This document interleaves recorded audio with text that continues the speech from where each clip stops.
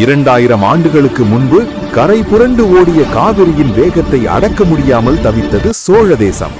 மழை காலத்தில் ஊரை அழிக்கும் வெள்ளம், கோடையில் நிலத்தை வாட்டும் வறட்சி, மக்கள் கண்ணீர் வடித்த காலம் அது.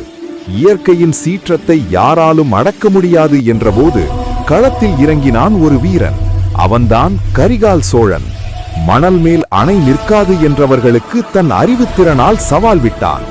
ராட்சத பாறைகளை ஆற்றில் இறக்கினான். நீரோட்டத்தின் வேகத்தில் அந்த பாறைகள் மணலுக்குள் புதையுண்டு உறுதியான அஸ்திவாரமாக மாறியது. பாறைகளின் மேல் பாறைகளை அடுக்கி தமிழனுக்கே உரிய தனித்துவமான தொழில்நுட்பத்தால் உருவானதுதான் கல்லணை. அன்று முதல் சோழ நாடு சோறுடைத்து என உலக புகழ் பெற்றது. விவசாயிகளின் வாழ்வில் வசந்தம் வீசியது. 2000 ஆண்டுகளை கடந்தும் இன்றும் தமிழனின் அறிவியலுக்கு சான்றாய் கம்பீரமாக நிற்கிறது கரிகாலனின் கல்லணை.